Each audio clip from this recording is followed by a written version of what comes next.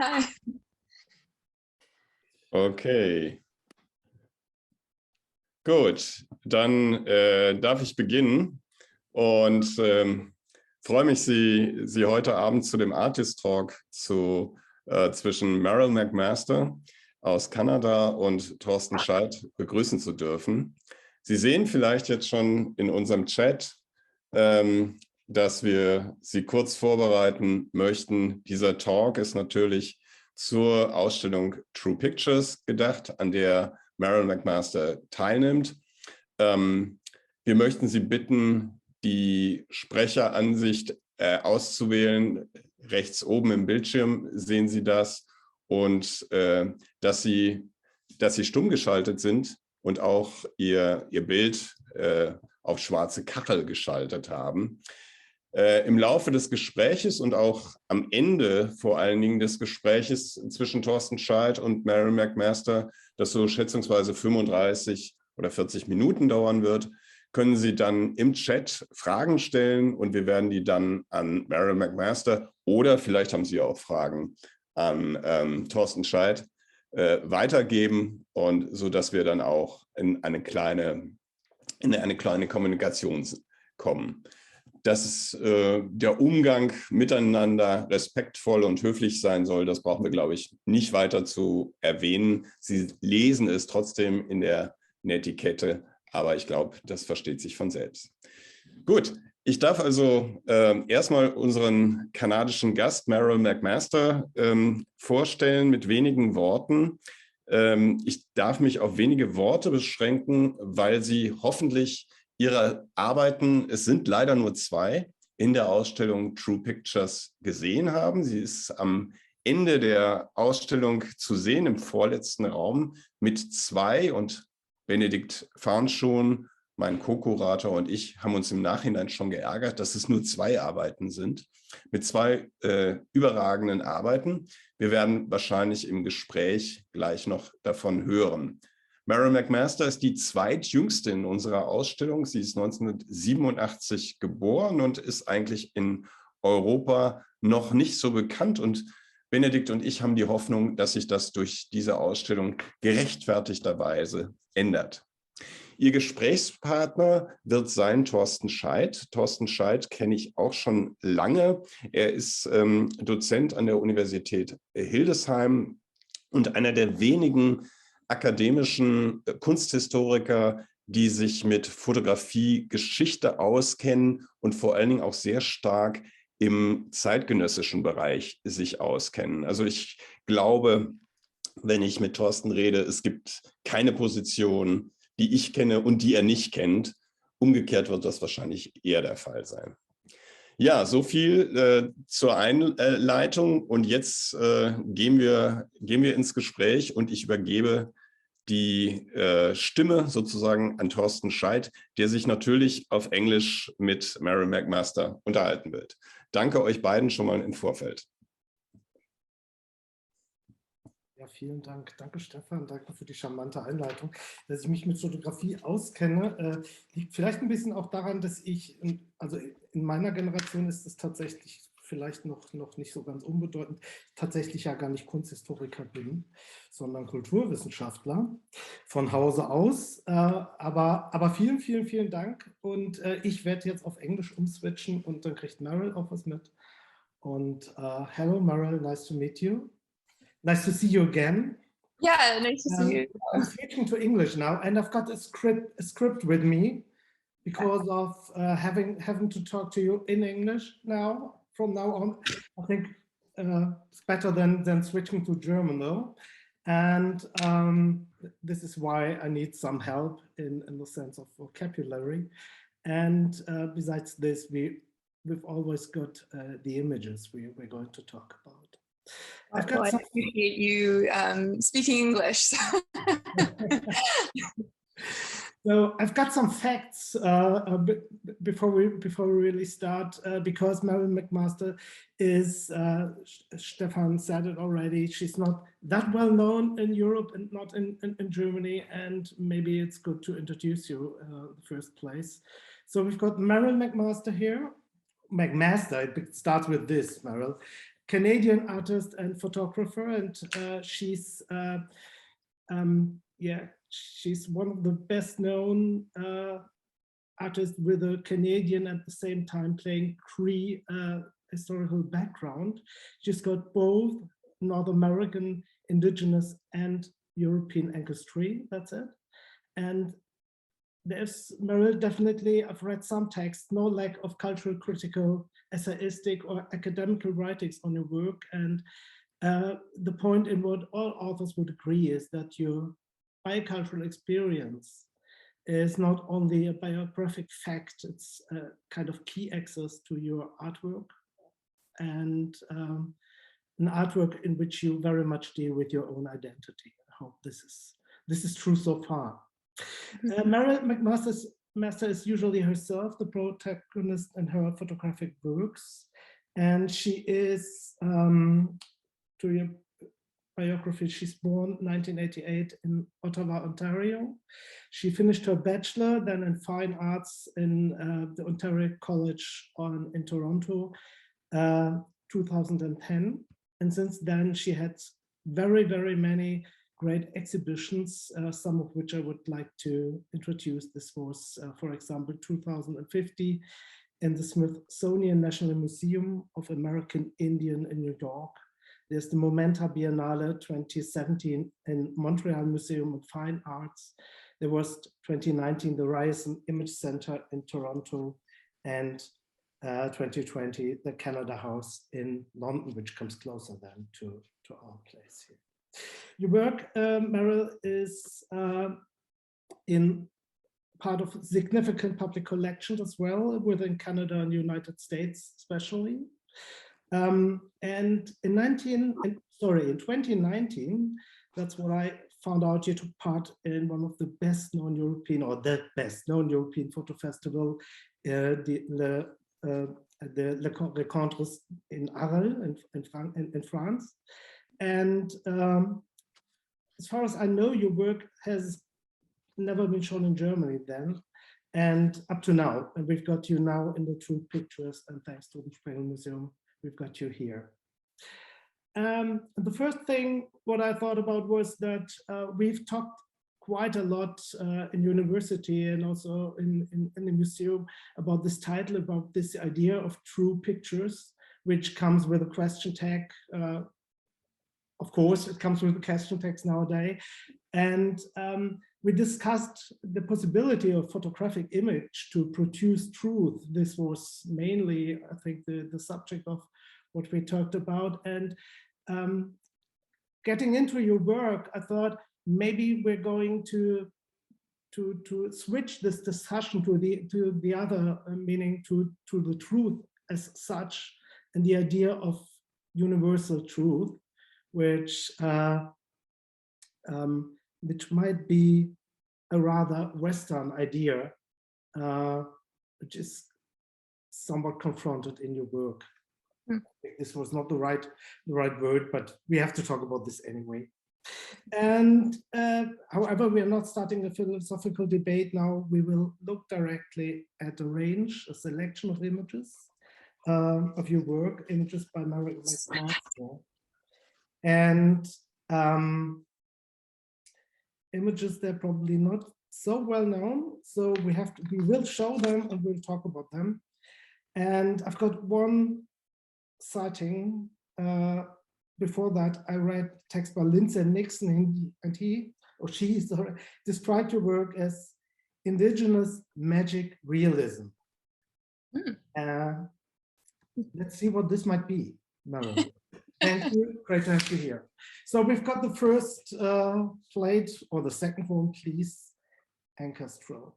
And we will start now, or I would like to start now with an image titled ancestral, which in German means as much as angestammt oder ererbt, die Vorfahren betreffend. I'm going to translate your titles sometimes, Meryl.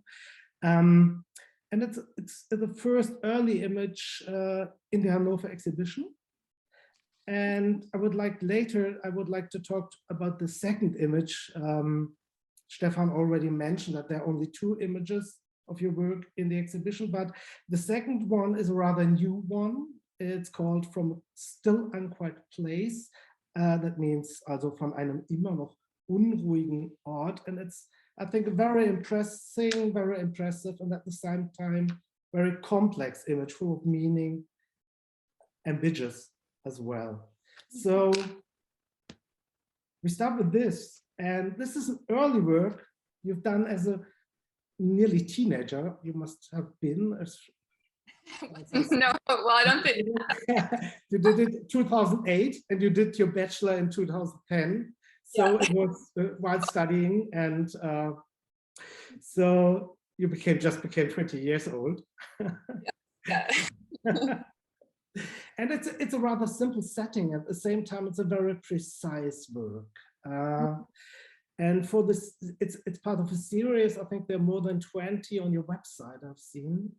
And you used historical photographs, some paintings even, and you literally projected them on your own face and the face of your father. I'd like to start with this. Yeah, it was kind of you know, a simple kind of, I guess, execution in terms of how I created this image, but I guess yeah, a little kind of backstory, I guess, about my inspirations a little bit.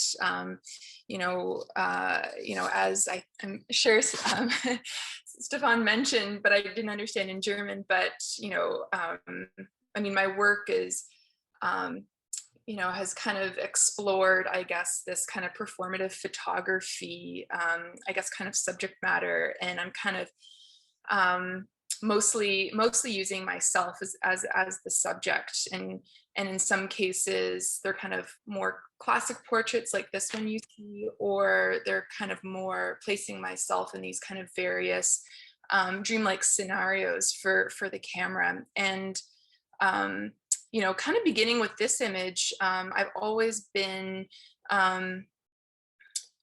you know, curious about exploring, you know, themes around identity and about the self, and you know, how we kind of form our sense of self. And you know, I look at that, you know, kind of broader, you know, kind of theme, and I kind of look at that through specific things like our relationship to the land, one's lineage and history and culture.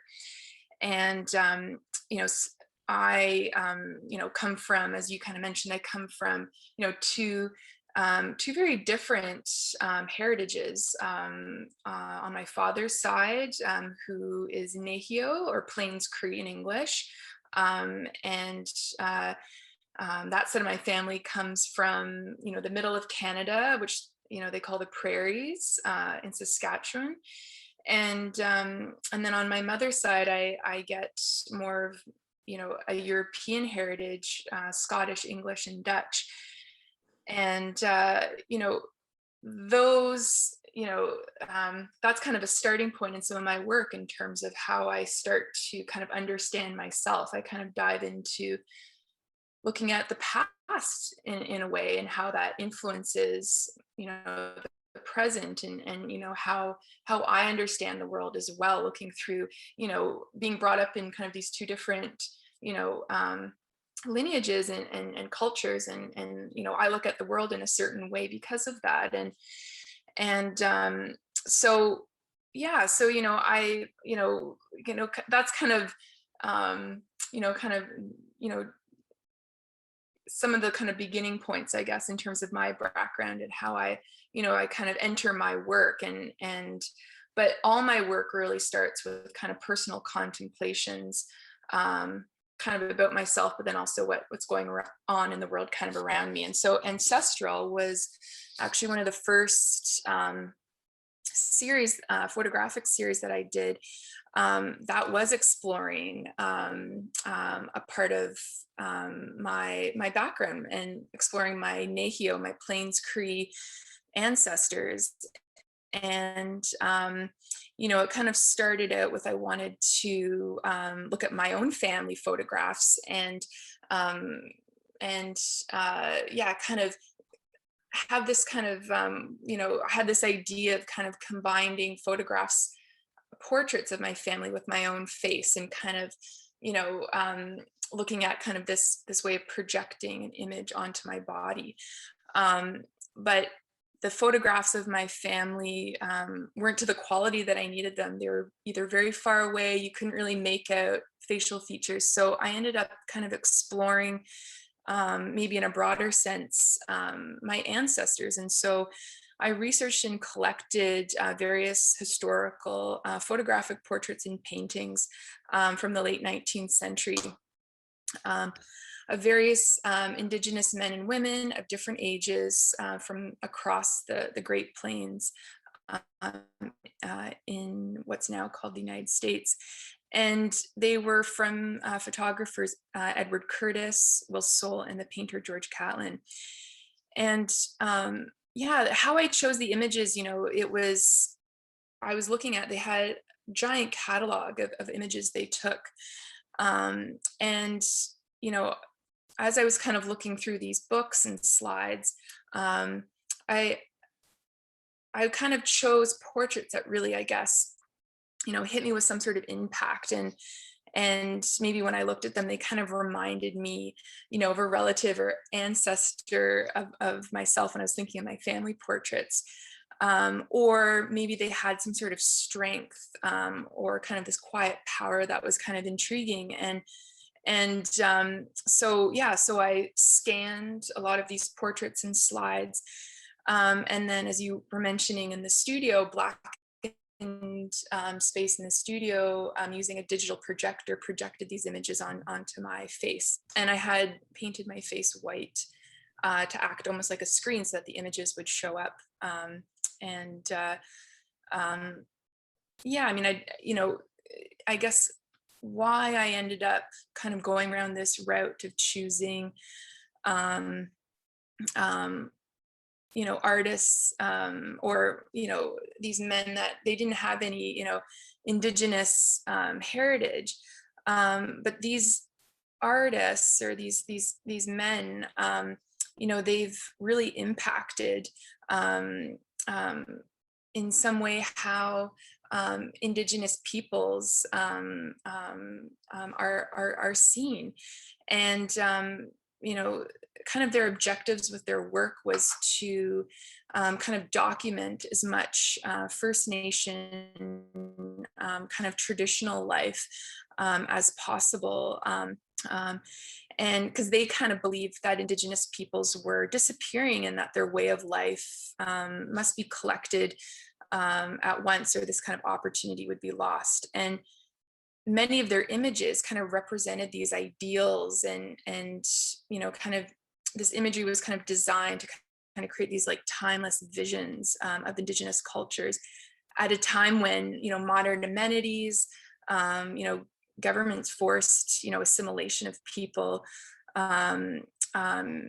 you know, was really changing Indigenous ways of life. And so a lot of these ideas that they were kind of, you know, kind of presenting within their work was ideas of misrepresentation in ways, and it was kind of spreading, you know, through the public, and kind of leaving people to assume that Indigenous peoples were disappearing, and that these images were of the past, and these images were all that remained, when in fact that wasn't the case. So that's a little background about you know, kind of that series in terms of why I was interested in working with these images and bringing kind of these people forward, you know, kind of into the present, and kind of reclaiming my ancestors from these stereotypes, and kind of yeah, I guess kind of, I mean, in a sense, I'm kind of replacing them with my own projections, kind of from you know, from a contemporary Indigenous woman's perspective, but you know, kind of connecting with these images in a different way. So. Okay, thanks a lot. It's not the first time you're talking about this, I guess. And I mean, What I found out, one interesting thing is that you talked about Edward Curtis, who was one of the photographers. And I mentioned before that your work was shown in Arles at the Rencontres in some years ago. And he was shown there as well in 1973, I've seen. And I don't know if it was probably shown as a documentary photography, but at the same time, you said this, he was trying to keep the time, keep images of your ancestors, but at the same time, his images are a kind of invention. You said this because he was stereotyping the people he was photographing, stereotyping in the best sense, to reconstruct forms of living which do not longer exist or which tend to extinct. And but still, this is this on one hand documentary approach, and on the other hand they are staged, definitely staged and stereotypic. And I wonder what interests you about, what interested you more about these images you used. The fact that they are staged themselves, that are inventions, that they are fictions themselves, or the rest of authenticity, the rest of reality which comes with them. And even if people are dressed up in a certain way, of course, it's still them who are photographed. I don't know if this is something you thought about it when you used them in the first place. Yeah, I mean, I think that, you know, I think that there was a lot of complexity, I think, to these works. And, you know, I kind of wanted to, in choosing them again, kind of, you know, unpack, I guess, those ideas that, you know, he was presenting in the work. Again, as you said, you know, like they were staged. A lot of these, a lot of the people he made wear wigs, and you know, kind of placing them in certain poses and removing kind of modern, like, and there's certain images where he removes clocks from the images that, you know, were in a corner somewhere, but I think that, and I think that again, as society, you know, it is continued, you know, through society to do similar things that, you know, these people were doing. You know, they're still in contemporary films. There's lots of stereotypes that are still used, and yeah, not properly explained and or properly used by people who don't understand or are not asking those questions to the right people about how to use certain imagery, why they are used. And so, you know, I think, again, you know, my interest in using them was to keep bringing light to, you know, yeah, these, you know, keep bringing light to the fact that, you know, again, we are, as Indigenous peoples, still here, and we are slowly, you know, trying to, you know, bring back all our cultures in our own ways, and you know, kind of fighting back against, you know, these ideas that have been kind of placed upon us and misunderstandings, so yeah, so I think that is in also in some ways why you know I was interested in working with these images. Yeah, I mean, this is the first work you did, or the first work which is has become well known, and it's kind of appropriation work. You would consider it a reappropriation, I guess. But from then on, you started staging yourself. So I'd like to see the next plate, if possible. Thanks a lot. It's a work called Sentience. I don't know how to pronounce it. Sentience. Yes, yeah. But it translates into Germany as Empfindungsvermögen, which is a long word. And it's part of the series In Between Worlds. It's true. Yeah. Yeah. And it shows you, the artist herself, sorry, it shows you acting, shows your arms wrapped around a tree trunk and adorned with feathers and twig claws. And I don't know, that's an image of a kind of reunion with nature. Yeah. Yeah, so this is, yeah, again, this is an early photograph of mine that I was, yeah, experimenting with kind of moving out of the studio space and, yeah, working outside with my body, with, you know, kind of, again, staged images using different materials that, again, was exploring aspects of myself. And sentience, you know, the meaning behind sentience is being aware of one's surroundings. And, you know, I think that that was something as a young person, it was always something that was instilled in me to be aware of, and especially about nature. And so so this image was kind of inspired by times when I was on my own, camping as a teenager, and yeah, being,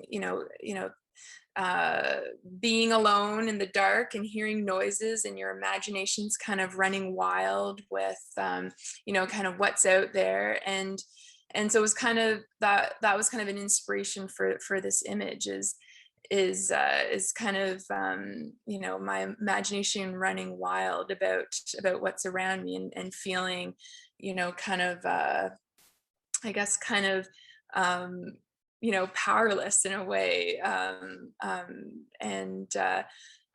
So yeah, so it's kind of related to that, but it's this kind of creature, I guess, kind of coming out. So yeah, so I also really like to work in the winter, so you can kind of see this is you know, taking place in the winter, and it's always very cold, I find, when I'm working outside in the winter in Canada. You know, well, as you guys know, but yeah, we get cold temperatures. And so it's an interesting kind of situation to put myself through, you know, kind of freezing, and you know, trying to embody kind of this kind of character, this kind of persona, you know, kind of this performative qualities, as I was talking at the beginning, and kind of concentrating on that, as well as dealing with the elements, because I do photograph a lot outdoors for the last many years, and then also, you know, photographing my images, being the photographer, you know.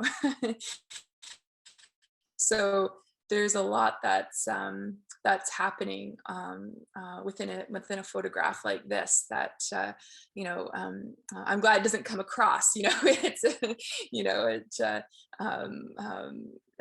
yeah, so it's interesting kind of process. I mean, I remember, you know, for this image, you know, having to, you know, glue all these feathers onto my arm, and back at where I was living, and then, you know, kind of getting a coat on, and then, yeah, kind of, you know, hiking into the spot that I wanted to photograph, and also a lot of times places where I photograph They can be, you know, either far, far away from, you know, from other people, or it can be kind of, you know, situated in a city, or, you know, in a public park, for example. So, so sometimes people do see me, you know, kind of, you know, kind of photographing and doing all this crazy stuff. So. So when I got you right, you're making an experience is very important for your work, at least for the early works. And when I look at later pictures, we will see later, you always bring props with you into the nature, and this rather looks to me as you found the things at the place. Yeah, well, yeah, it kind of, it's a combination, I guess, with yeah, because now my, you know, that kind of first image, or the second image you showed, you know, again, more studio based work, but how my process has evolved now is to build and construct and make a lot of these different elements that I'm wearing or holding, that become part of the image in some way. And it takes, yeah, many months to kind of create some of these things. You know, this one, again, I was early on in my kind of experimenting with, you know, kind of, you know, creating, you know, these well, kind of costumes in a way, but it's maybe a bit more simpler than some of my more now, you know, current props, current garments that I wear. But yeah, I mean, you know, I think I collected, you know, the sticks beforehand and all that, and collected the feathers, and yeah, kind of created the idea in my studio, and then yeah, and then, you know, I remember, well, in the car tying the sticks around my hands. So, you know, there's some on-site kind of preparation as well, but yeah, for the most part, a lot of it's done now in my studio, and then is brought to site-specific locations, and then small elements are kind of put together or put on me, you know, in situ. Yeah. Maybe we should switch to the next image, because this is the next image is, okay, yes, yeah. Yeah. Maybe the first, this image is called Terra Cognitum, and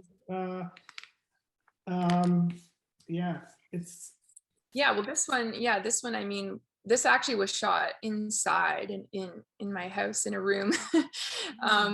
But I tried to stage it obviously looking like it's outside. But yeah, I had a really big window where I was living at the time, and yeah, I moved the bed out of the room and everything, and, you know, had you know, probably plastic bags down, and then I had collected these leaves from, I think it was a magnolia tree, I think that was in our backyard, and yeah, in the fall time, raking leaves, they just had this interesting texture and color to them that I just saved them in leaf bags to use in an image. And yeah, so I mean, you know, and there I'm holding a nest. It's kind of hard to tell, but holding like a nest in one of my hands. So yeah, so in a lot of my images, you know, it's kind of,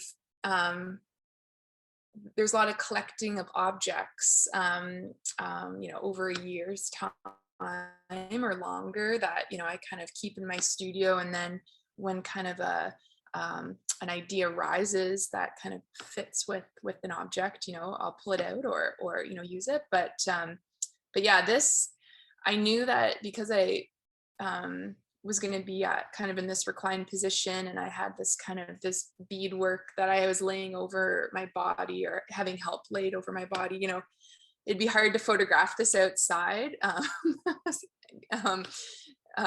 because at the time it was in the winter time. So so yeah, so there's actually a ladder that I set up, and I, you know, strap my camera and tripod to, but again, I mean, no artificial light that I was using. It's all shot like the sunlight basically that's come in, that I've kind of created this soft box over top to kind of create this soft lighting. But yeah, it's but the beadwork, you know, was all, you know, I strung that onto to kind of thread and made that. Yeah, so a lot of work, you know, like many photographers though, like a lot of work goes in kind of behind the scenes, and it takes a while, but it definitely adds, using myself as the subject adds, again, as I was kind of mentioning before, it adds another layer of complexity that definitely makes it harder to photograph. So yeah, I think I think when I'm in situations like that, I'm always like, maybe I should photograph someone else and make it a bit easier on myself. But again, I mean, it's important for me to use myself in my photographs with the ideas that I'm exploring. So anyways, yeah. I mean, what I found so interesting about this image is that it's from the series In Between Worlds, and when we talked about your twofold identity, the in-betweenness as this kind of Canadian First People, and on the other hand, being on the being British and Dutch, descent on your mother's side. So there is in this image and this In Between Worlds, we've got the motive of these strings lying on your body, and you already said this. I don't know if everybody can see this. This is not just string; it's bedwork. That's the which in German means Perlenketten, because I have to translate, because this is not to be seen so easily. They are a little bit edgy, so we can see that. And what I found interesting is that on one hand, these patterns go back to indigenous clothing, yeah, of former times, and on the other hand, it looks like cartography of like the settlers making the land themselves for themselves, of cartographing the nature and marking the hills and the rocks in the landscape. So we've got these two movements in the same picture, which collide, which come together, not collide. Was this was an intention, and maybe you can say something about this.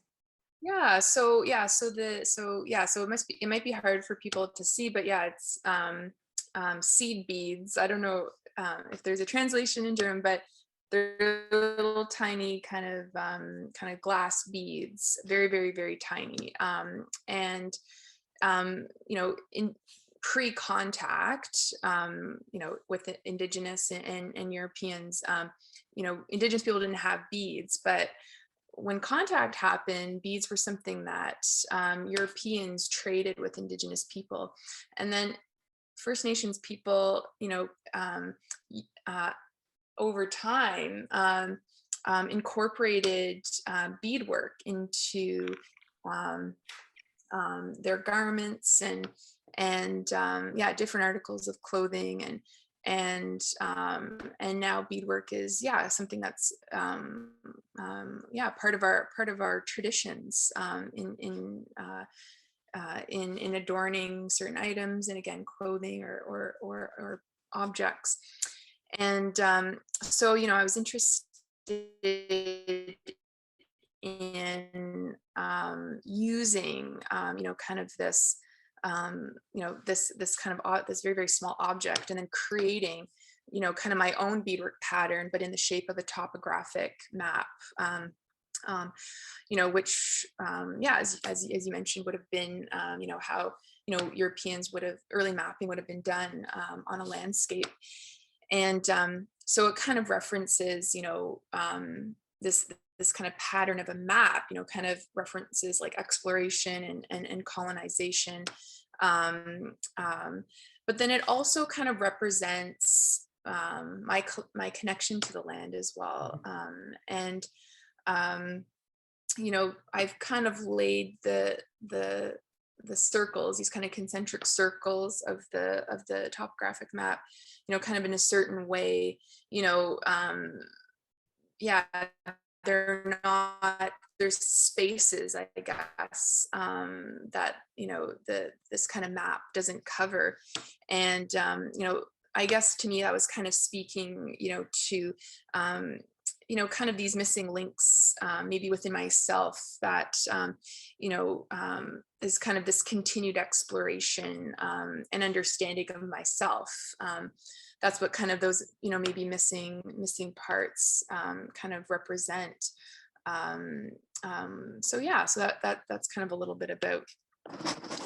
Okay. Yeah. And I wondered about your titles, which are really strong. But on one hand, you working very strongly with your images, but at the same time, the way you're entitling your images is very, very meaningful. Let's put it this way. So terra cognitum refers to the Latin phrase terra incognita, of course, and changes it in a way, because it's not the unknown land, but it's the land known by experience. And what I wonder is, before the last book we had was the sentience, which means Empfindungsvermögen. Do you come up with an idea, and are you looking for an image to picture this, or is it rather the other way around when you're editing your images that you start thinking about verbalization of that what you've done? Yeah, it's a good question. So yeah, so titles, you know, have increasingly become important.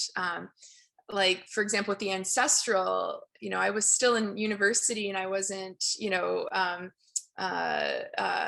yeah, I wasn't as focused, I guess, on the titles, but now titles have become really important to me as kind of this, you know, maybe kind of porthole into the meaning of the work. You know, it kind of can, you know, there's lots of ideas and layers within the image, and the title can kind of create this kind of poetic entry into maybe what the image might be about, you know, or kind of create a statement a little bit. But yeah, the titles, they do come towards the end of the process.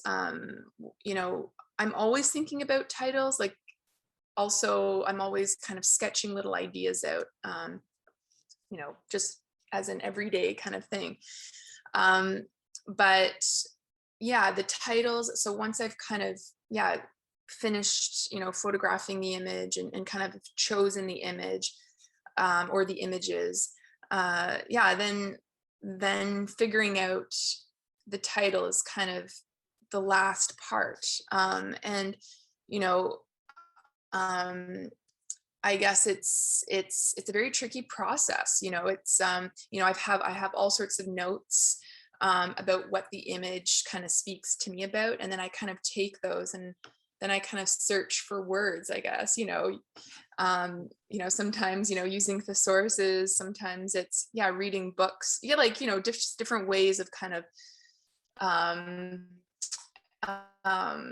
yeah, kind of thinking about, yeah, what title kind of, you know, fits with the image, and or what, you know, kind of, you know, words kind of go with it. And so but yeah, it's something that yeah, I think about a lot now.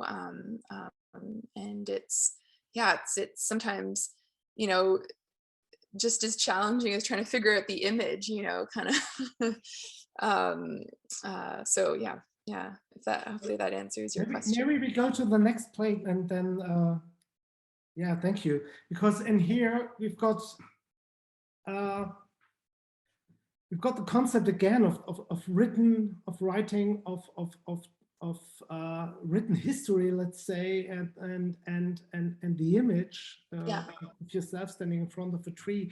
And again, it looks, for me, it seems to be about rather historical linear idea of history and the cyclical one. And maybe I'm wrong with this, but this is a very, very impressive image for me, and maybe you could say something about this this idea of, I don't know, holding the books, holding the papers. Yeah, well, I mean, I think that, like, first off, I guess, for me, I mean, there's not really a wrong reading, I guess, of my work. I mean, I feel like,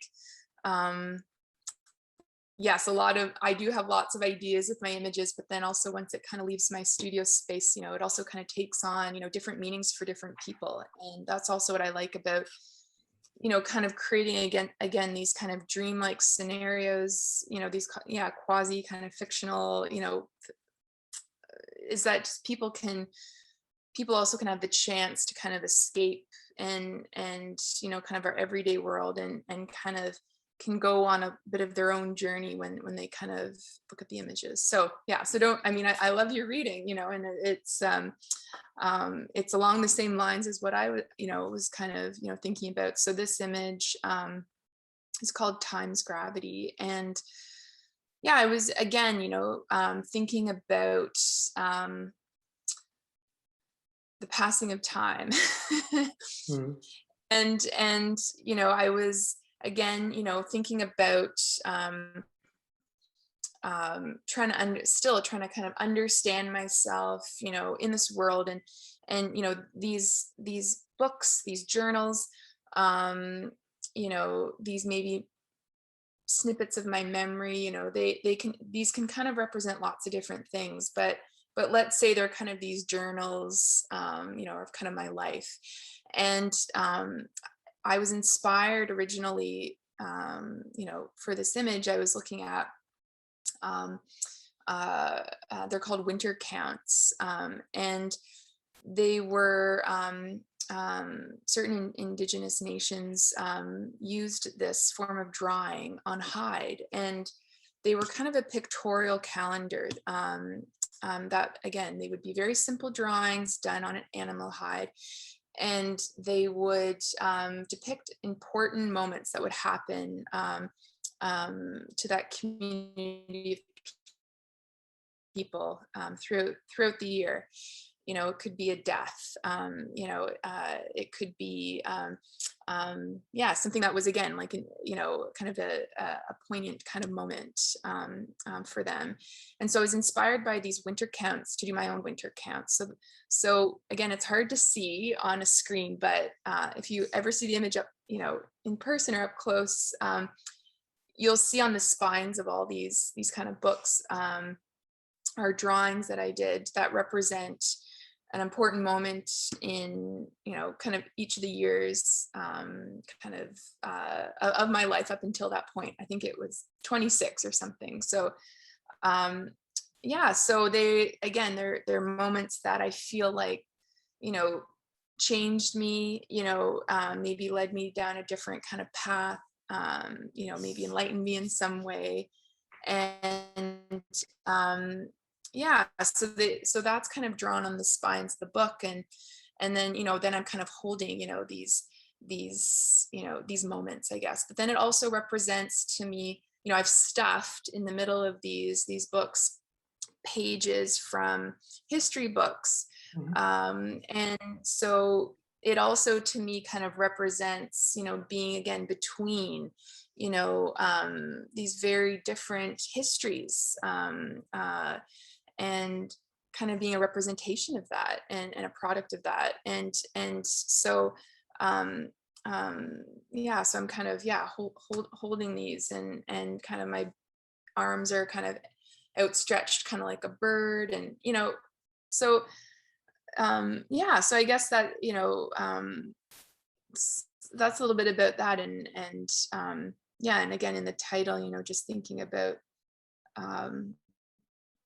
I guess sometimes I just think about the, how short life is, and kind of the, I mean, how I think about it both ways, how long life is or could be, and how short it can also feel. And so I think time, and thinking about how, how long humans have been here compared to how, long the universe has been around. So I think there's always that kind of, again, gravity in the title, to kind of thinking about that. And maybe we can switch again to the next play, to the next image, because talking about paths and talking about wanderings, which is the series title, this is now a work which is special because it's a double exposure work. I've not seen any other double exposure work as far as I know in any work, but this time it's clear for me because it's this red string, and it maybe symbolizes this path, symbolizes this way,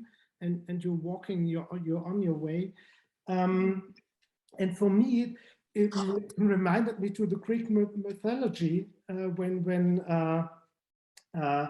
Theseus found his way through the labyrinth that contained the Minotaur, and in German we talk about the rote Faden, which means red string, which goes all through your life, and this gives you orientation, and this giving orientation maybe is something which this resembles for you. I don't know. Walking, wandering. Yeah, well, yeah, I think yeah, a lot of within this image, you know, yeah, I was thinking about, yeah, our kind of wandering path in life, and within this whole series, there's either kind of this reference to a red thread, or kind of the color red that kind of, you know, kind of goes through the images, and it yeah, I kind of see this thread as kind of this invisible connection to where we've come from and our past, and that kind of wherever we go in life, but there's always this kind of, you know, connection to a place, or two people in some way, and so yeah, and then this image is kind of, again, like thinking about all the different, you know, kind of directions in life that one can take, and you take a different turn and it kind of leads you down a different path, and yeah, I was kind of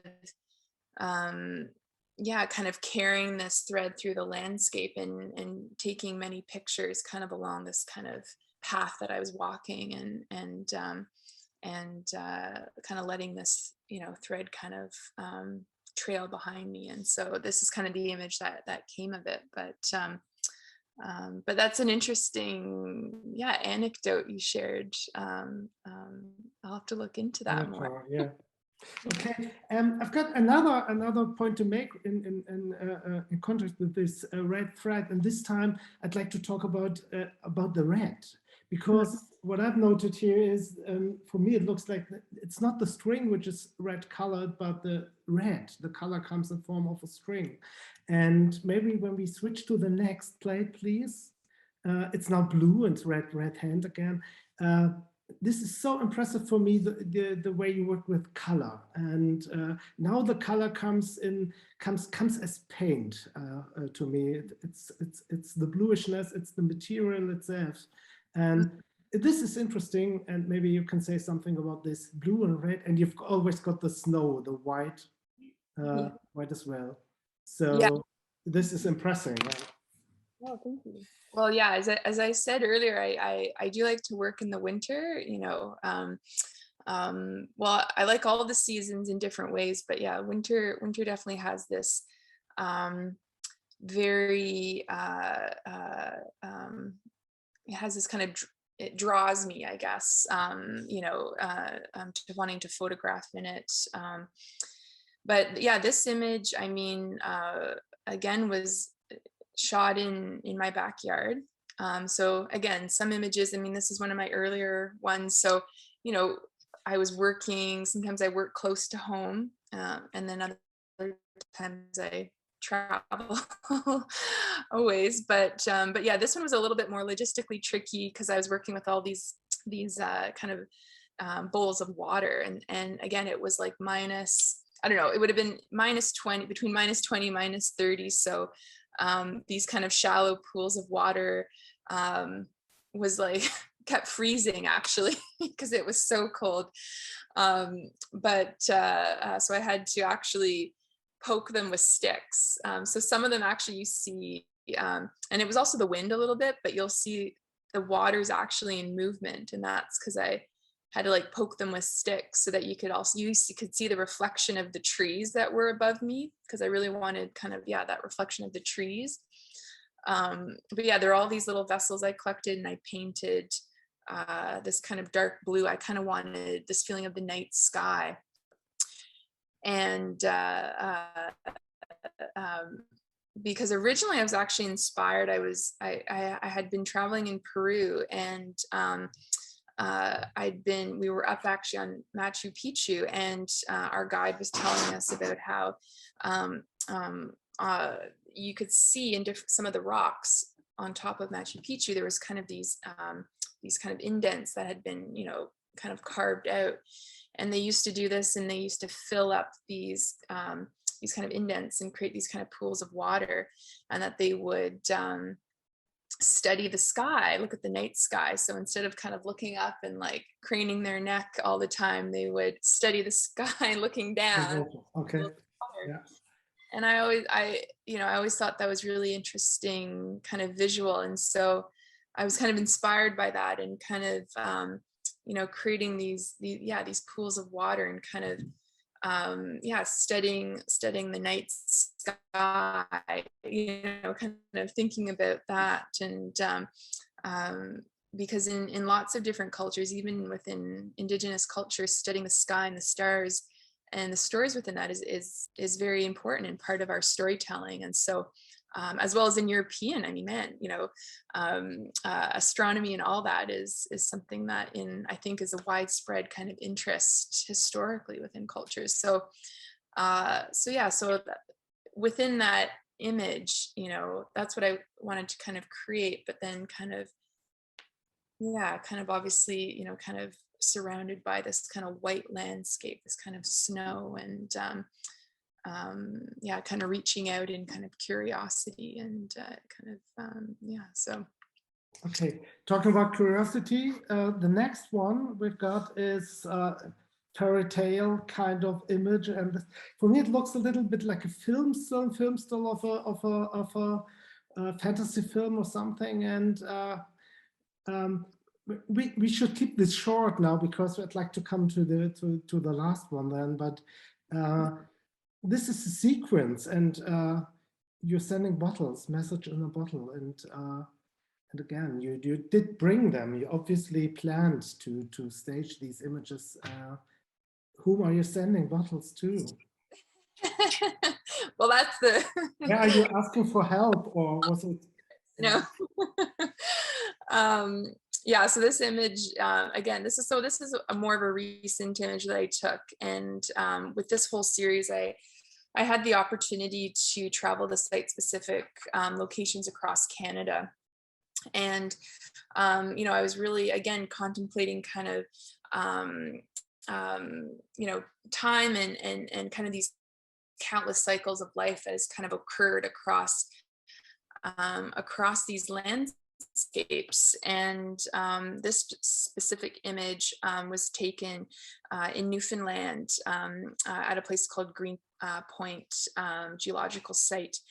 And the rocks that surround this area and many different places, but are 5 million years old. And what I found interesting about this location was that there's a fault line that goes through this part of Newfoundland, and it's called the Cabot Fault, and it actually matches up to an area in Scotland where my family's from, called the Great Glen Fault. And so I liked this kind of this location, as it kind of represented me kind of standing in this location.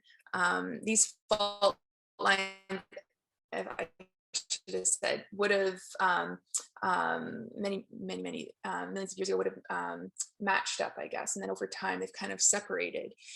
And but I always thought it was, was kind of standing in this location. I was, kind of thinking about, the many lives that have been lived on kind of both sides of this great divide. And, I'm kind of standing on this precipice kind of between these, kind of two worlds.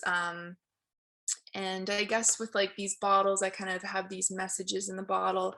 I think I was thinking about this, this idea of this kind of urgent, kind of need to kind of preserve our stories and our knowledge in terms of being an Indigenous person and kind of carrying these forward into the future, and how, how important it is for me to kind of learn and learn about that. And so I think there was this kind of,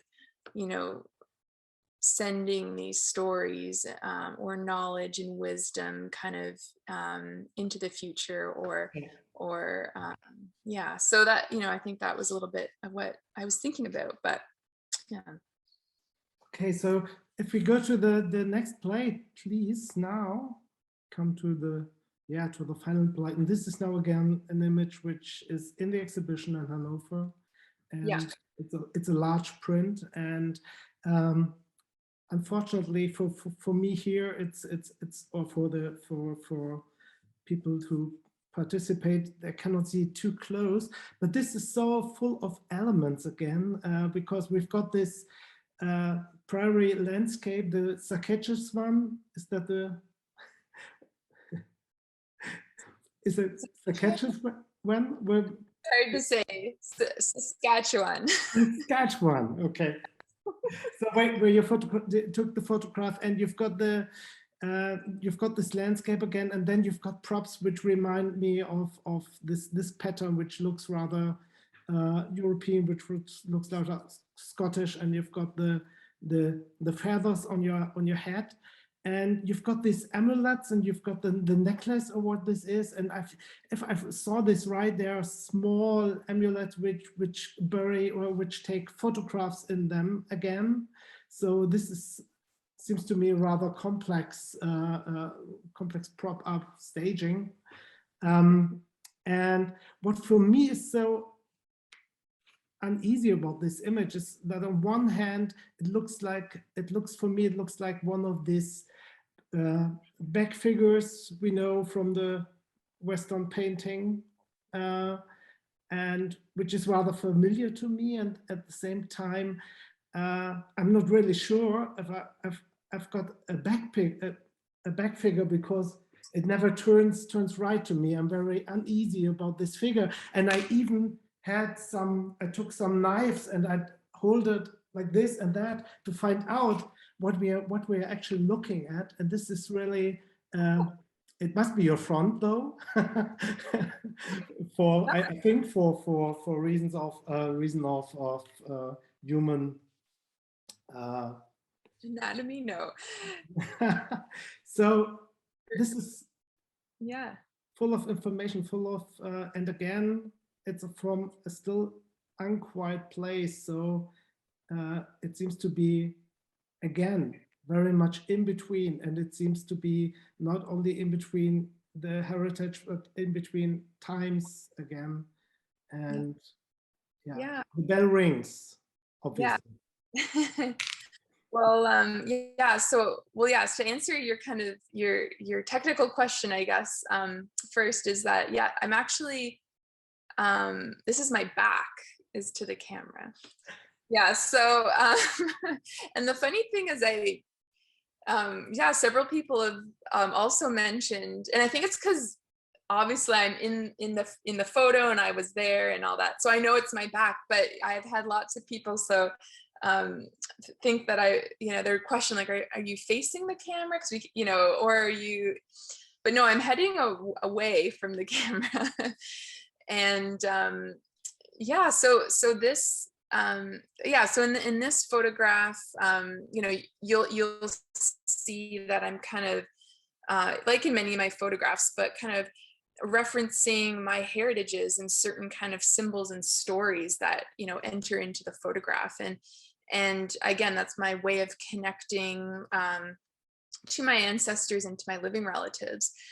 This was a site-specific photograph taken, as you said, in Saskatchewan, where my father was born and is from, Red Pheasant Cree Nation. And but yeah, this photograph is, if I look behind me, just a ways off was where his old house was, where he grew up.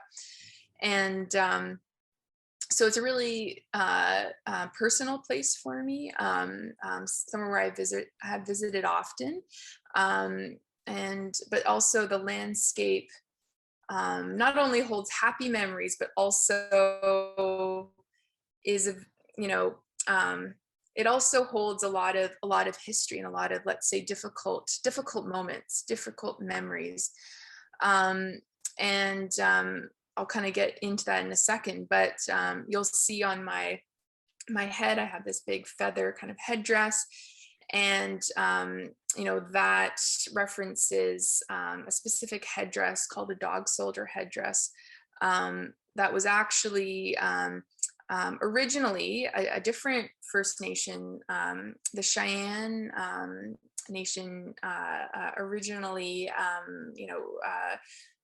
wore this garment, but then over many generations, it kind of migrated into where my dad is from, and the Plains Cree and other surrounding nations adopted it into their traditions. And I kind of thought that was kind of interesting, kind of tidbit of knowledge, because even within Indigenous cultures, traditions and are mixing as well, just like me right now, trying to figure out my place within lots of different cultures, and I'm kind of within my photographs kind of mixing and transforming and kind of creating a new dialogue. So anyways, so I thought this was an interesting object to be inspired by, to include in my photograph, because it kind of referenced that mixing of traditions within Indigenous culture over time. And then you'll see I'm wearing, yes, a piece of fabric that is a tartan fabric. And so that references my Scottish ancestry through my mother. And that specific pattern references a specific line, the Campbell line in my mother's family. So that's very specific maternal roots. And then, yeah, on my back, I have all these lockets, and I placed pictures of my family members within all the lockets. So it's kind of, I'm carrying them with me on my back. But yeah, and then I'm holding these two school bells. And as I kind of mentioned, that this, lots of places across Canada, kind of have this upsetting history. And I think that, so I guess with the school bells, I'm kind of referencing this really troubled history in Canadian history. And it's the residential school system. And this was places on reserves in the not so distant past, where children were removed, isolated from their families, from the influences of their home, and kind of, they weren't allowed to practice their traditions or culture, speak their language, and in these schools they were assimilated into the dominant culture. So those school bells kind of reference that history, on this land. But at the same time, I'm kind of calling with these school bells, or these bells, I'm also kind of calling out into the landscape, kind of, almost summoning maybe my ancestors to kind of be with me. And so that's a little bit about that image. So thank you very much. Thanks a lot, Nana. So I would like to ask Stefan for people having put asked questions into the chat, which I don't see. No, to be honest, not yet. I think up to now, everyone was so thrilled by your conversation that no one is thinking about a known question. Okay. So first of all, from me, thanks a lot to both of you, because you both spread out your enthusiasm on the real topic, which is your photos, Meryl. And when I heard you talking, I started to complain. I have to say it again, that there are just 2 photos of you in the exhibition. This is, each time the same disaster. When you're doing a group show, you always think that you have missed something. And in this context, it is clear what is missing. More pictures of you, Meryl. So maybe I should warm up the audience to be not so shy any longer, to take part in a dialogue with you and to pose some questions to you, Meryl. Maybe I should start with it. It's a question I have, which comes both from the exhibition as from what you told us. In the exhibition, at the nearly end of the exhibition, it becomes very clear that very young photographers nowadays follow a line which is provoked, let me say, by Cindy Sherman, and later on also by Rodney Graham. I speak of the self-performance. And you also mentioned it, Meryl, that it is important to you to be the performer in your photos. And I'm not sure if I got it right. And especially with respect to the last photo we saw, I asked myself, is it important for the viewer to know that it is the artist which is the major performer? What do you think about that? Yeah, that's an interesting question. That kind of last part. I mean, the first part, I mean, I obviously am very aware, and in my early days, really, looked at Cindy Sherman and in awe, kind of what she did within her photographs. So early on, she was kind of an inspiration of mine. But I mean, I guess it wasn't necessarily it was an easy decision to maybe be the subject or the subject of my photographs. I mean, it started early on, kind of that ancestral, that very first image, the one that's in the exhibition. And I was very shy, and I still am shy. I'm still introverted, but at the time, the project I was doing was I had to take a portrait of someone. It could be yourself, it could be someone else, and I was too shy to even ask my friends to pose for me for this idea that I had, that I wanted to project, kind of these portraits onto a body and kind of see, that kind of surrealism, that would be created with this kind of mixing of light. And so I kind of decided, I'll do it, but no one will really see me, because also I'm kind of transforming myself. And then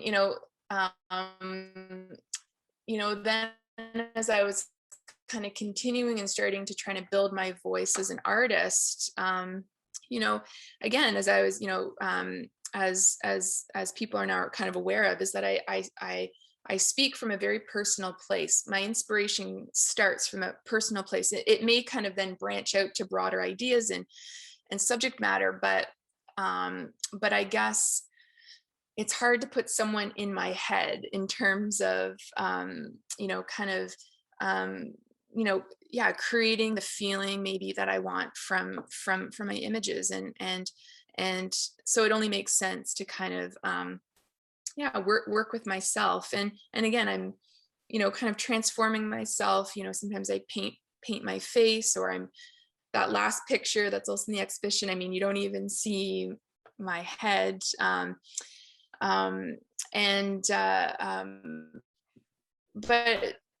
I mean, it's a very interesting question you ask, like whether, it's important for the viewer to know if it's the artist. I mean, I mean, I'd say sometimes yes and no. I mean, I think that you know, I think that it's, again, when they're called self-portraits, but also, you know, sometimes they're not, you know, it's a tricky word. I'm trying to explain myself here, but you know, the images explore different aspects of myself or thoughts or dreams that I had. They're not, you know, always representing me, how I'm going about my everyday life, but they kind of create these, like, again, characters or kind of personas or again, different kind of dreamlike versions of myself. But yeah, I mean, I think sometimes it does add a layer to the images, I think, in terms of the ideas, but I don't know. I mean, I guess it depends. Maybe what, I don't know, I guess, like what how the viewers kind of, you know, what they're kind of interested in learning about the image. But I mean, so it's hard to say. I say that sometimes, yes, it's important, but at the same time, I don't think it always is necessary, maybe. You know, yeah, I don't know, but I have to think about that more. No one's ever asked me that, so yeah. Okay, thank you. So we got one question from the audience, and this one is referring to the process of staging.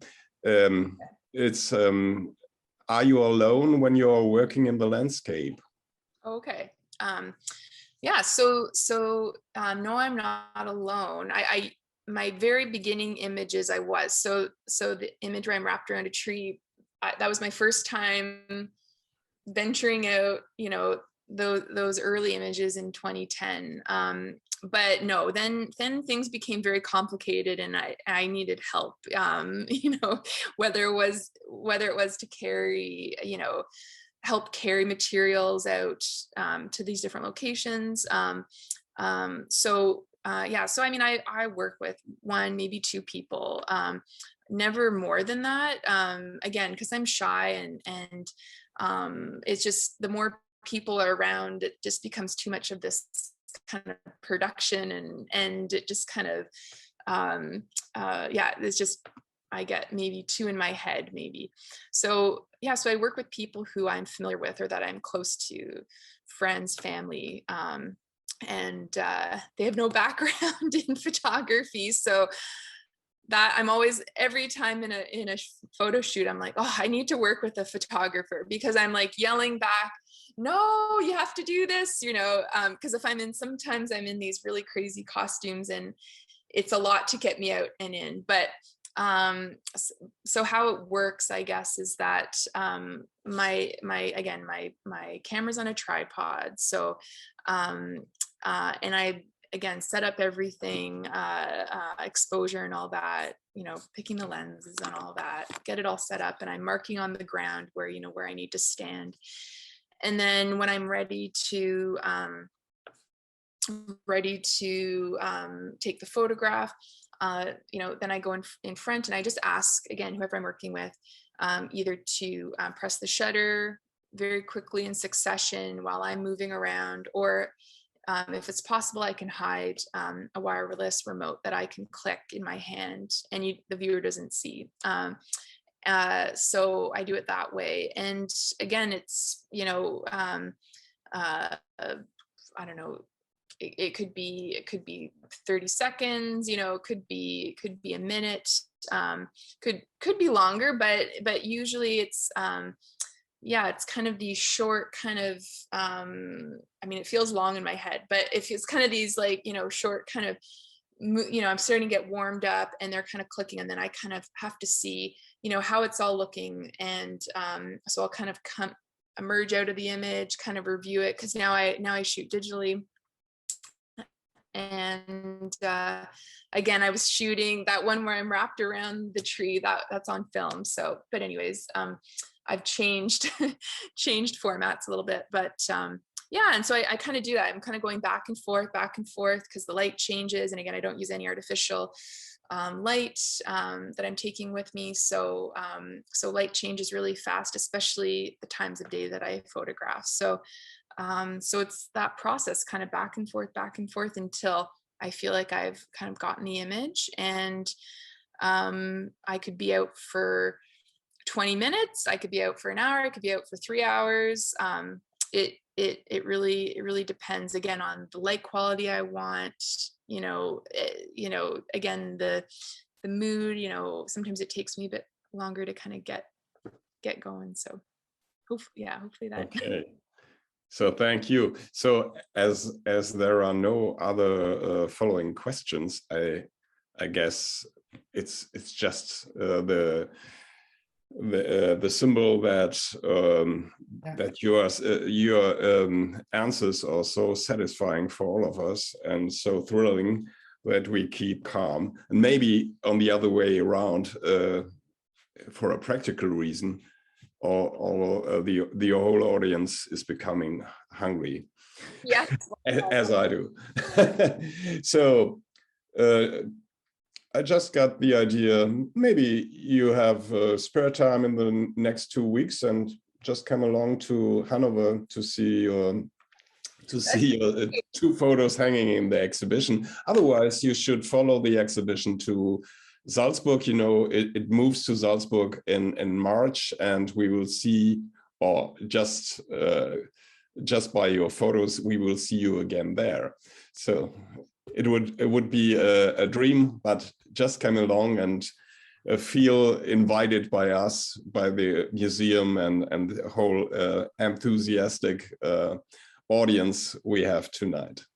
So thank you, Meryl, a lot, and also a lot of thanks to my colleague Torsten. It was really thrilling to hear you both speaking on your work, Meryl. And yeah, it's just for me to say thanks again. Oh, so, well, thank you. I mean, thank you for including me in the exhibition, and thank you for, yeah, Torsten, for the talk tonight. You know, it was great to, you know, engage with you. So yeah. Yeah, so have a nice lunch, and we will have a nice dinner here tonight. Okay, thanks a lot, and goodbye. Hopefully see you soon. Yes, exactly. Okay, well, wonderful. See you, Thank you, everyone. Thank you, Meryl. Bye. Thank you, Bye. Stefan.